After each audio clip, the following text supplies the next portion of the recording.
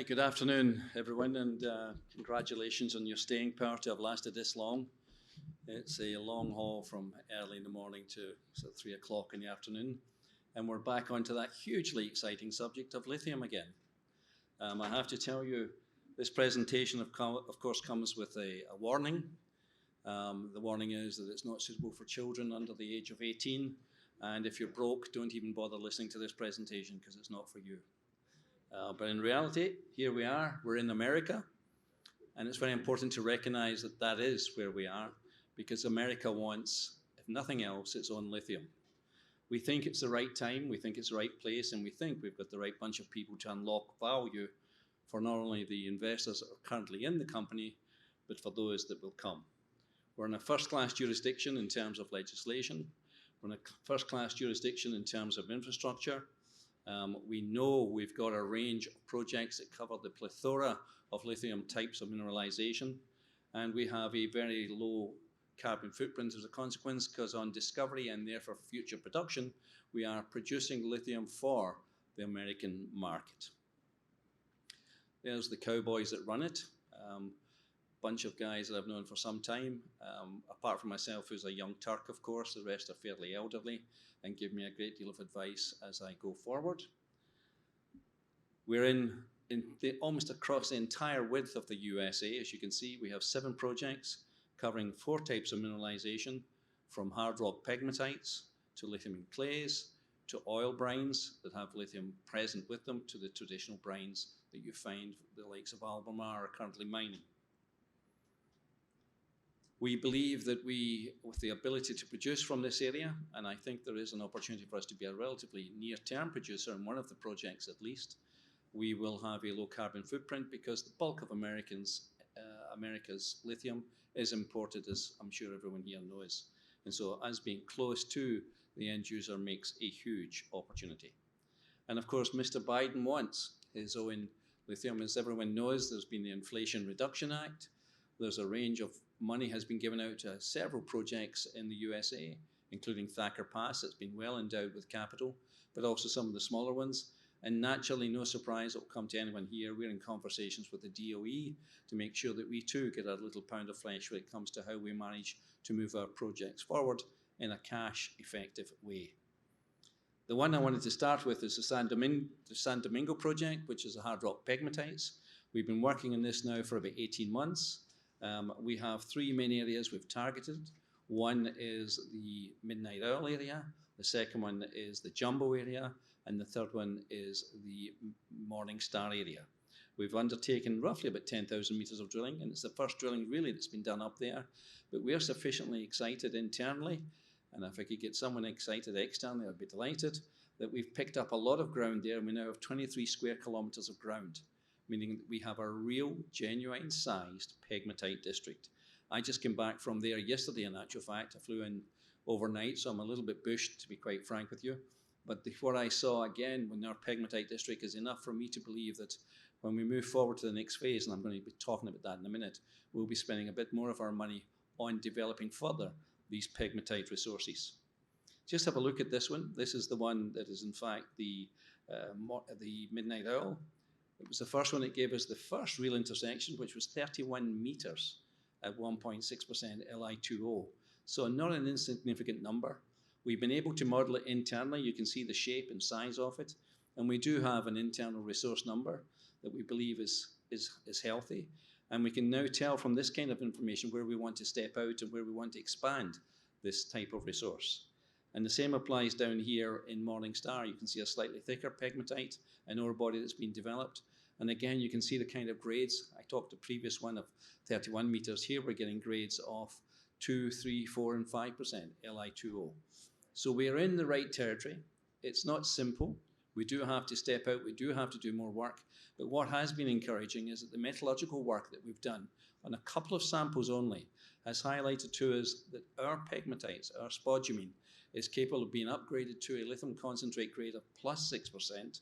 This is, remember, without any optimization, just on 2 samples, so take it as it's given. But up to 6% lithium concentration and an overall recovery of between 50 and 55%.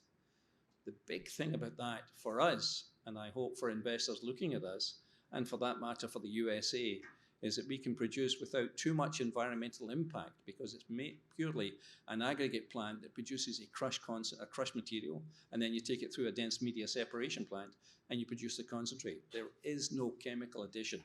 There is no variation in the ore body in terms of how you deal with it and how you attack it. There is no acid, no cyanide, etc., etc. Aggregate plants are 10 a penny in that part of Australia. So we can bring this in fairly quickly. And in fact, you rent an aggregate plant, you don't buy it. So the capital costs are an absolute minimum. So we're moving fast on that particular aspect of our project. We're working in basin, which is the clays. And the reason I put this one second is that we already have a 43101 resource, which we put out and upgraded, in fact, just at the end of last year.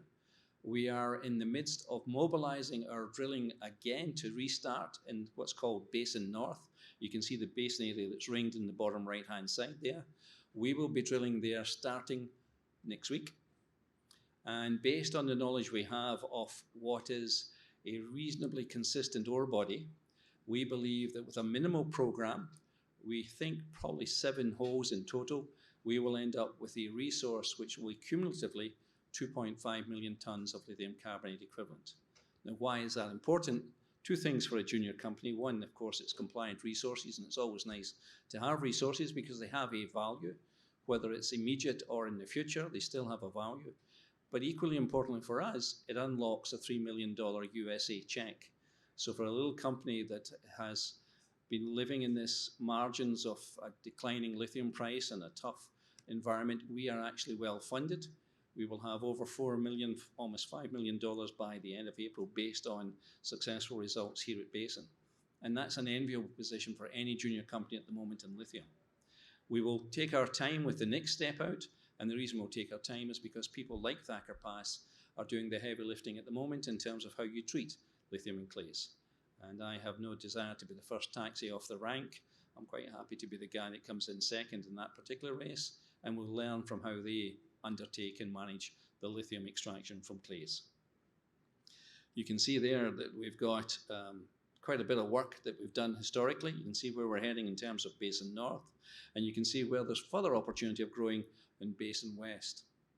So there's the 2.5 million tons, even though for us it's strategically important, there's still a lot more to come in that area.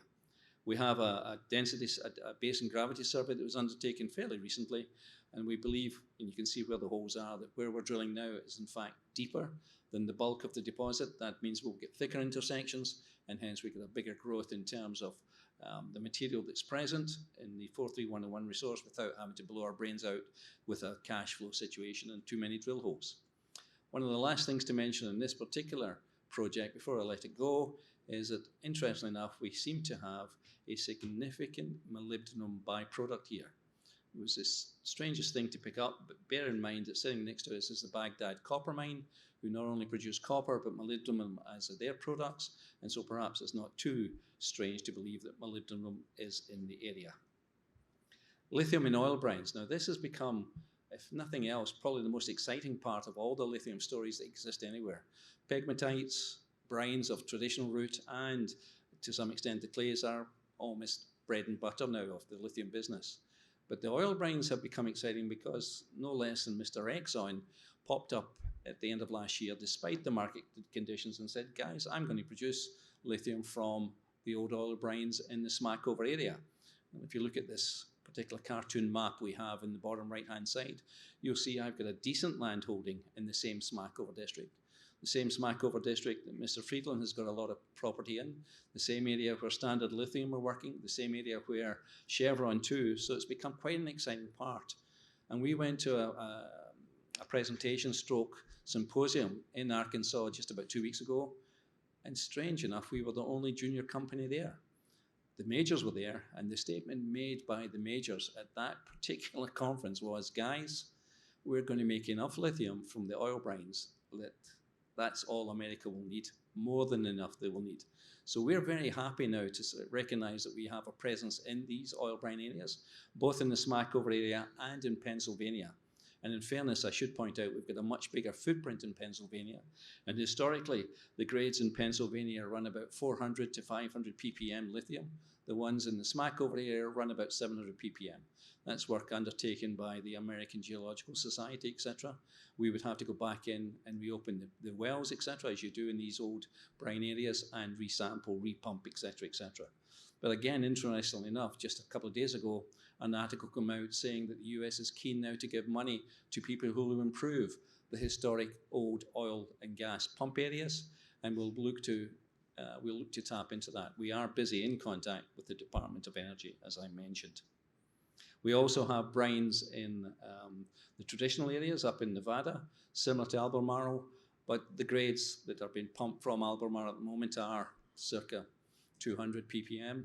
You know, if you're in Argentina, you're going to pick up 500-600 ppm. So other than being strategic, perhaps it's just convenient that we just keep them apart for this moment in time and concentrate our efforts where we think we can make a real difference, which is in the pegmatites, decent size lithium and clay, and the oil brines.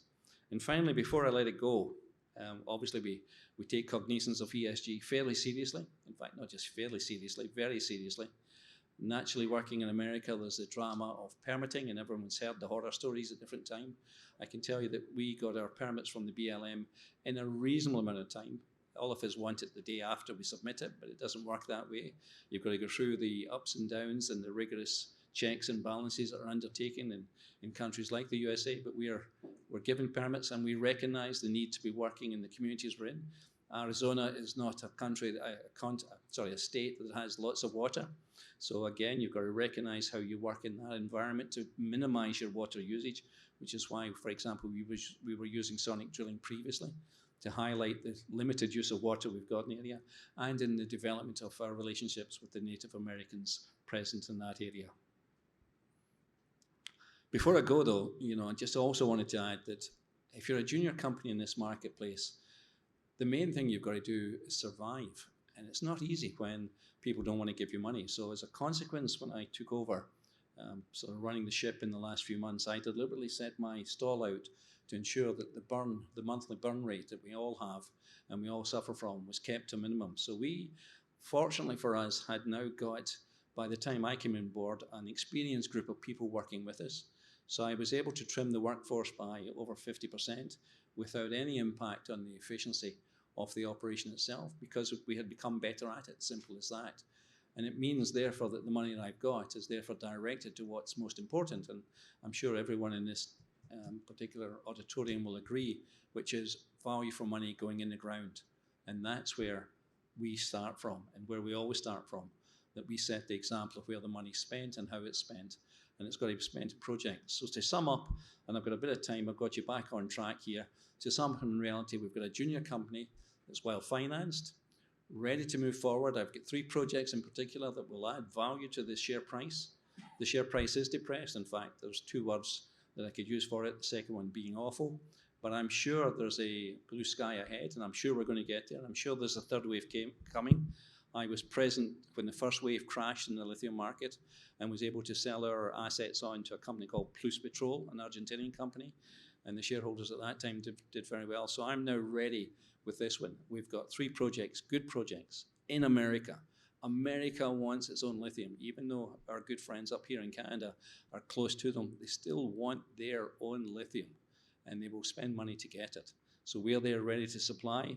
I think we'll build up our resources in the pegmatites. We've definitely got lithium and clay that can be extracted economically.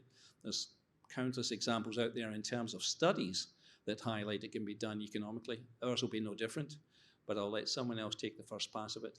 And then we've got the oil brines. And if the oil boys are saying they can make lithium from oil brines and they've got the money to do it, then I'm pretty sure they will do so. So thank you very much for your attention. I hope it was interesting enough for you to listen to, and I'll hand over to David now. Thank you.